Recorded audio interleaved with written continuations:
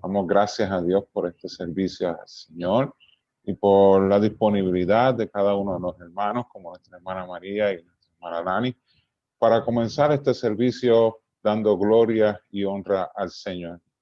Amado, hoy estamos ante la apertura de un nuevo servicio en nuestra iglesia, pero también ante los días que ya hemos vivido, donde comenzamos un año nuevo en 2021.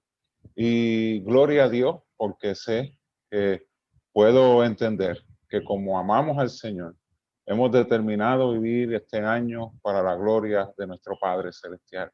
Pero es importante empezar un año nuevo enfocado en donde Dios quiere que esté nuestro corazón, que es en su santa y divina palabra. Así que para ello he titulado un mensaje que quiero compartir con ustedes, llamado La Cruz, la manifestación de su amor. Así que vamos a leer en Primera de Juan, capítulo 4, verso 18, el siguiente versículo. En el amor no hay temor, sino que el perfecto amor echa fuera el temor, porque el temor lleva en sí castigo, de donde el que teme no ha sido perfeccionado en el amor.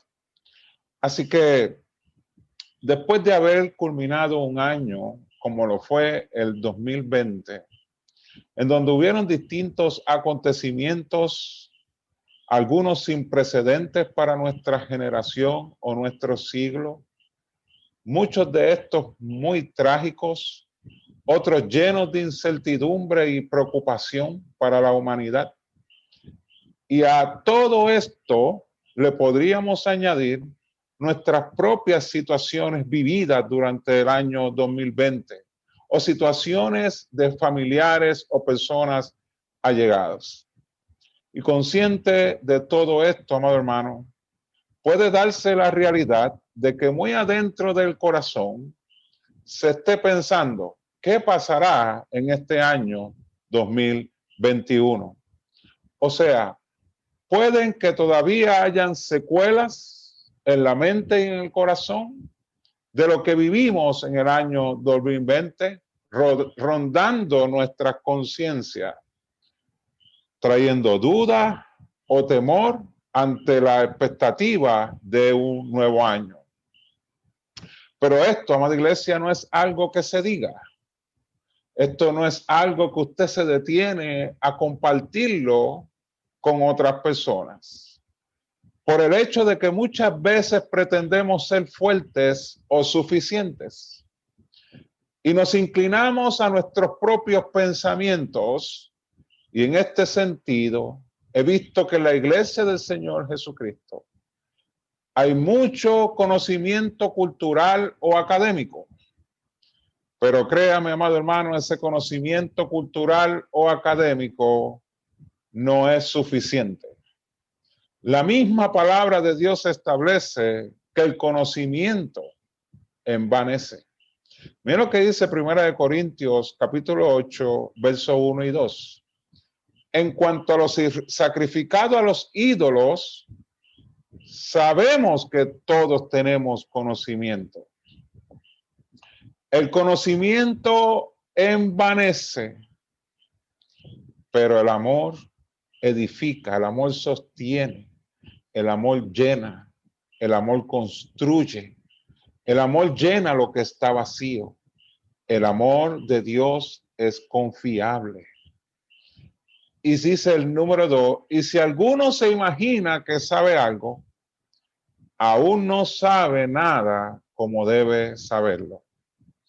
El diablo, el cual es un engañador, a veces mantiene a los hombres y aún a los creyentes alejados de la verdad de Dios por un pensamiento. Yo sé de qué se trata esto. ¿Cuántos hombres y mujeres y aún creyentes han afirmado su vida en ese pensamiento?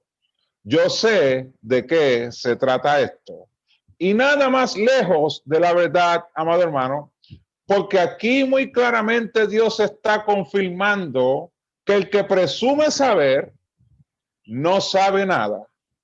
Y lo que sabe no está totalmente claro de eso. Y es por eso que los seres humanos viven atemorizados en masas. Porque su propio conocimiento envanecido los traiciona. No les puede brindar paz, no les puede brindar esperanza, solo algo vano. O sea, tiene cuerpo, el conocimiento tiene cuerpo, pero está vacío. El conocimiento cultural da una falsa apariencia porque se acumulan datos, se acumulan experiencias en la mente y en el corazón. Pero esos datos se tornan insuficientes, amados hermanos, a la hora de enfrentar circunstancias en la vida.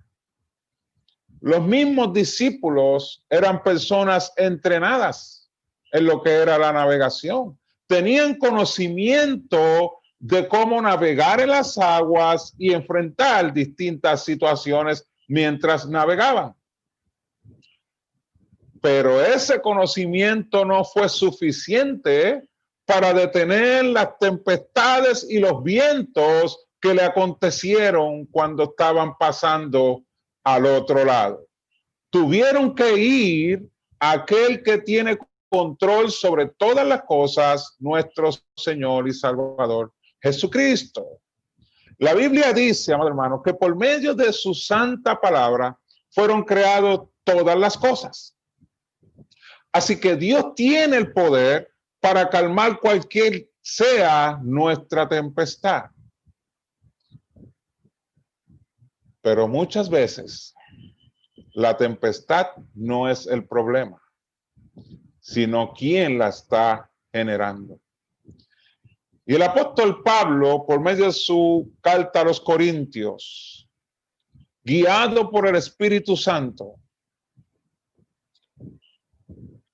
está ayudándonos a entender que el conocimiento no es suficiente, conocimiento cultural o académico, porque este hombre, el apóstol Pablo, antes de conocer a Cristo, podía presumir de conocimiento cultural o académico, o en cuanto a la ley en su contexto, ya que la misma palabra de Dios dice que él fue enseñado a los pies de Gamaliel. Y solo para poner en contexto de quién era este hombre Gamaliel y su influencia sociocultural y religiosa en su tiempo, vamos a ver una breve descripción de Gamaliel. Era un hombre miembro del Sanedrín, o sea, el Sanedrín era un tipo de tribunal judío y él tenía una posición ahí. Pero también era fariseo y doctor de la ley. Pero no cualquier doctor de la ley. Este hombre tenía un gran prestigio entre el pueblo de Israel. Así que Gamaliel le transmitió a Pablo, mientras le enseñaba los términos de la ley, le enseñó conocimiento. Pero ese conocimiento estaba llevando a Pablo al mismo borde de su muerte. Pero no solamente eso, también lo estaba apartando del Dios de los cielos y de su propósito. Por eso Pablo dice en Filipenses 3, verso 4, aunque yo tengo también de qué confiar en la carne, si alguno piensa de que tiene de qué confiar en la carne, yo más, dice Pablo, verso 5, circuncidado al 8º día, del linaje de Israel, de la tribu de Benjamín, hebreo de hebreos, en cuanto a la ley fariseo, en cuanto a celo perseguidor de la iglesia, en cuanto a la justicia que es la ley irreprensible. Pero cuántas cosas eran para mi ganancia, las he estimado como pérdida por amor de Cristo. Y ciertamente aún estimo todas las cosas como pérdida por la excelencia del conocimiento de Cristo Jesús, mi Señor, por amor del cual lo he perdido todo y lo tengo por basura para ganar a Cristo. Yo sé que usted a lo largo de su vida cristiana ha tenido que encontrar y toparse con estos versos en muchas ocasiones.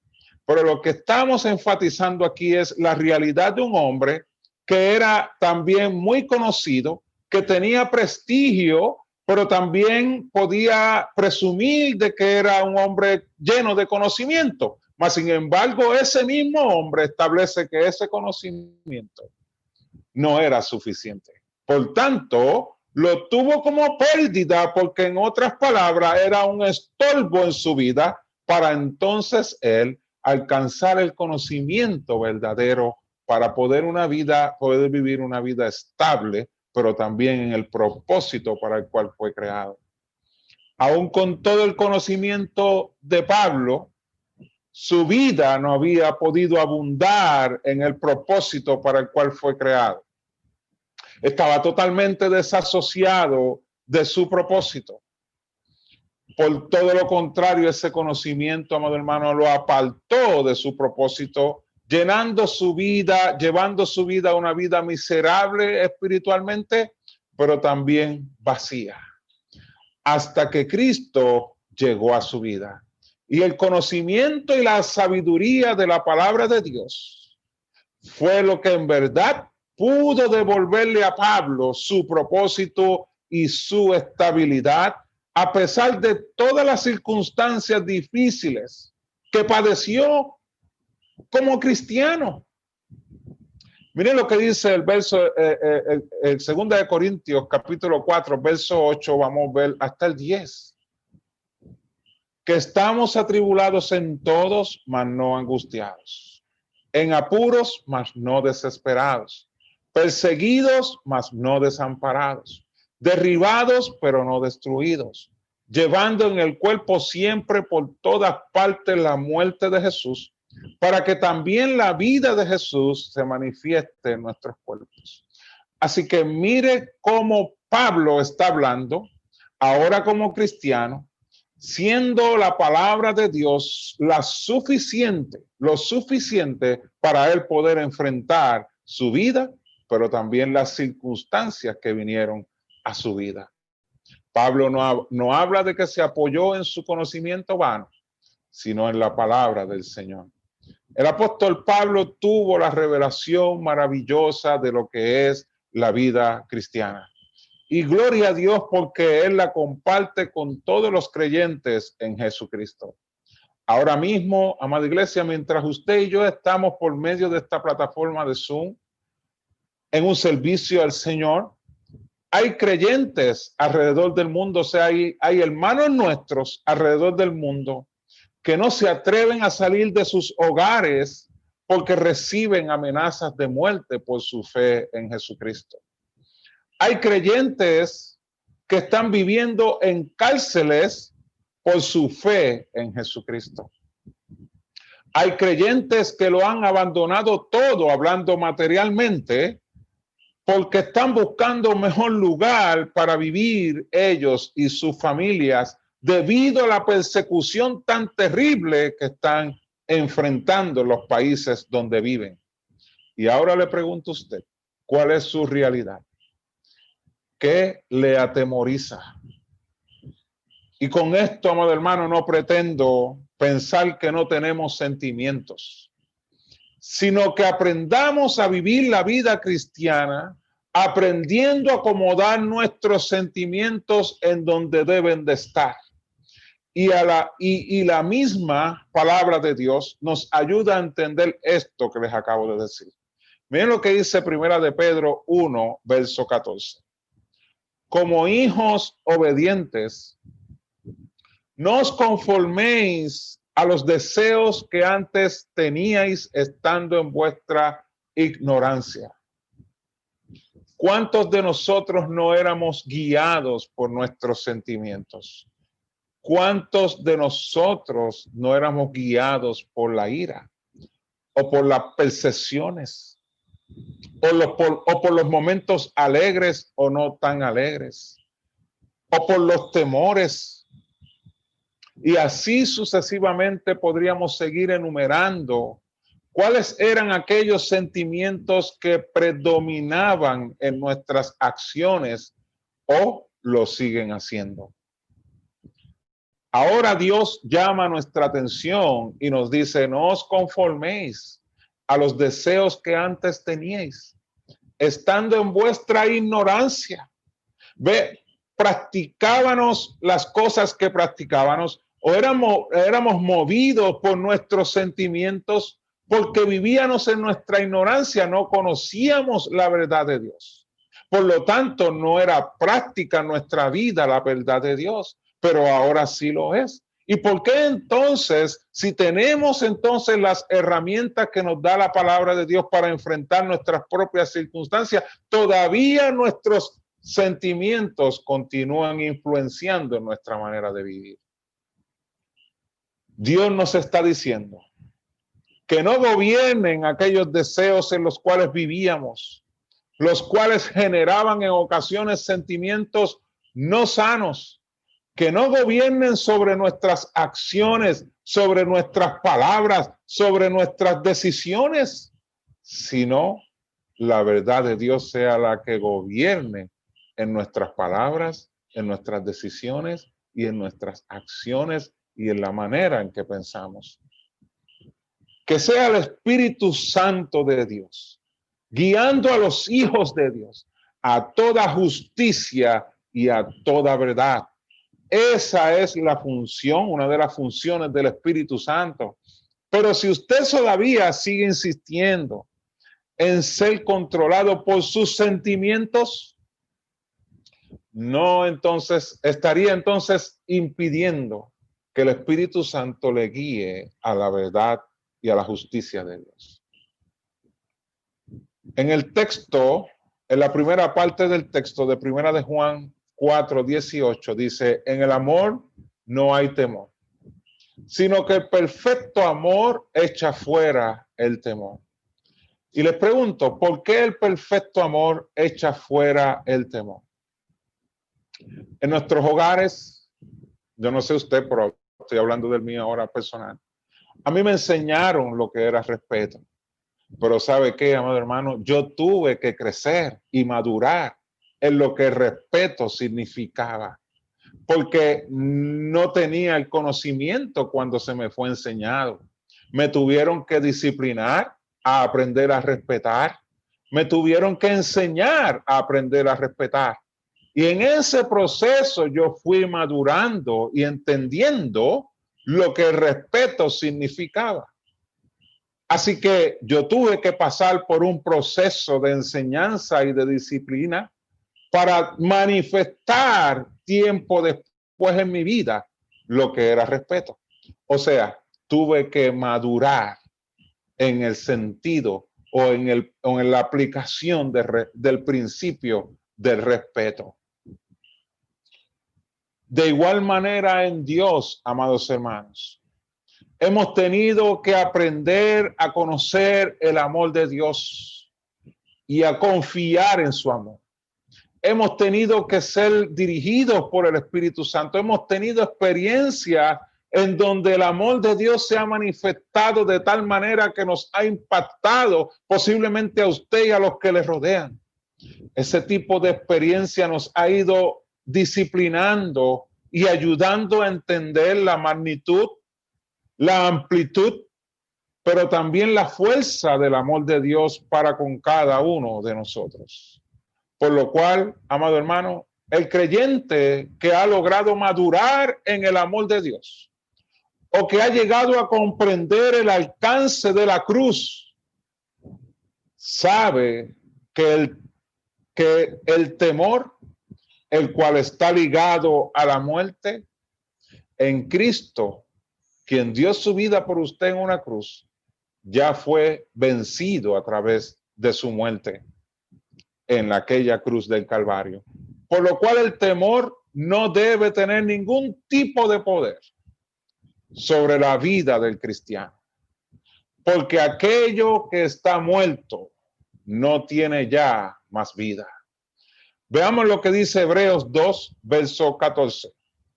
Así que por cuanto los hijos participaron de carne y sangre, él también participó de lo mismo, para destruir por medio de la muerte al que tenía el imperio de la muerte. Este es el diablo. Escuche bien, para destruir por medio de la muerte al que tenía el imperio de la muerte. Este es el diablo. Y mira lo que dice el verso 15, y librar, o sea, hacernos libres totalmente a todos los que por el temor de la muerte estaban durante toda la vida sujetos a servidumbre. O sea, que el poder del temor, lo cual crea en la mente y en el corazón de los hombres temor a la muerte, tenía sujeto a servidumbre por toda la vida. No sabemos a cuántas personas, pero muchos de nosotros, cuando venimos al Señor, vinimos también con muchos temores. Pero Dios en su palabra nos ha ido enseñando, nos ha ayudado a madurar, que en aquella cruz Cristo venció a aquel que tenía el poder de la muerte, este es el diablo. Por lo cual nos hizo libres del temor para poder vivir una vida para la gloria y la honra de nuestro Dios. No se adelante, amada iglesia, especulaciones de un nuevo año 2021. No siga siendo presa del temor cuando ya Dios lo hizo libre y la misma palabra lo establece. Así que no caigamos en especulaciones ni permitamos que otros influencien nuestra vida con distintos comentarios de que este año será peor, de que sabrá Dios lo que nos acontezca. No lo permita, amada iglesia. Usted tiene palabra de Dios. Ya usted no está ignorante. Usted tiene la verdad que lo hace libre. Depende a quién usted le va a creer.